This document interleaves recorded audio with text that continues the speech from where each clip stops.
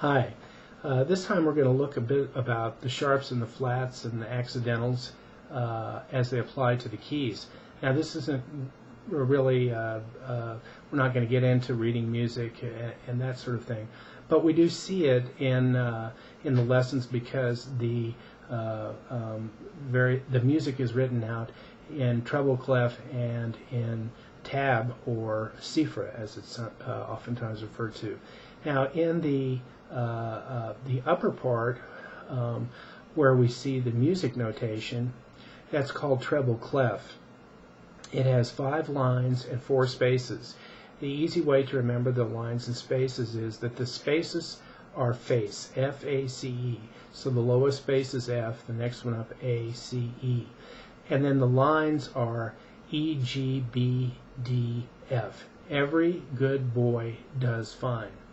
Now, when you write music in different keys, you can see that if we went back to our circle of fifths and we picked, say, the key of A, then we said that we would have 3 sharps in the key of A.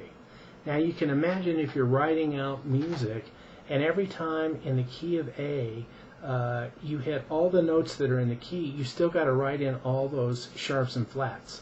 I mean those sharps. Well, it just drive you crazy. So what happens is to the left of at the beginning of the music, near the treble clef symbol, which is kind of an elaborate E, if you will, then you'll see sometimes if you don't see anything, it means nothing is sharped or flatted, and basically they're writing it in the key of C or its relative minor, A minor. If you see it with 1 sharp, it will be the first one that we talked about, G, which has 1 sharp, F sharp. Now you know you're in the key of G or its relative minor, E minor, and we know what the relative minors are because the relative minors are down a minor third from the major key. So if we took C, for instance, and we went down that minor third, then we'd have A minor. Same with G. We went down a minor third, or E minor. Okay.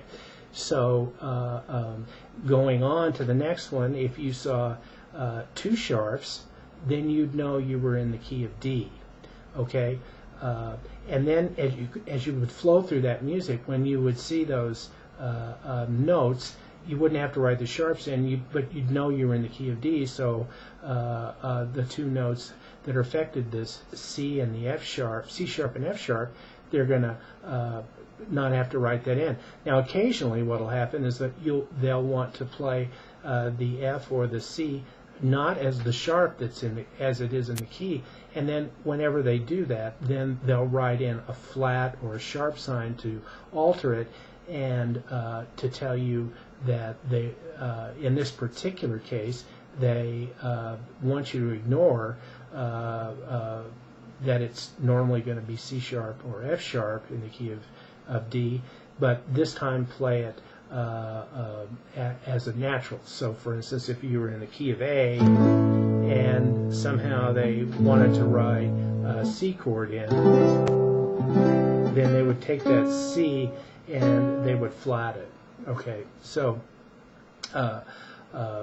again, we're not going to get into all of this because this is not the purpose here is really not to read music, but it gives you a little insight into what all that stuff is.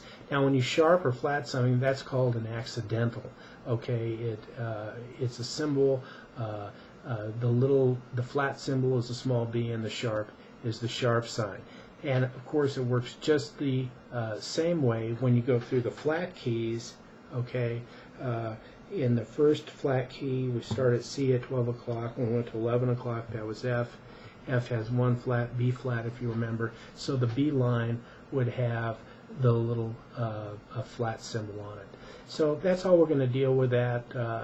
It can get kind of tedious, and if you're not really into sight reading or having to read music a lot, it can get a little tedious. Okay, most of the time, for all practical purposes, with the exception of classical guitar players who become very proficient at reading and writing music generally, the rest of guitar players as a group are fairly illiterate, and they rely on tab. It is so much easier, particularly if you have tab with rhythmic notation. Okay, so you can have some idea of what the rhythm is. Tab is so intuitive, it's really kind of a great thing, and it becomes kind of what you're used to, and so 9 out of 10 guitarists don't read regular music notation. But having an awareness of it, it is not a bad thing. So we'll come back and keep going on this thread the next time.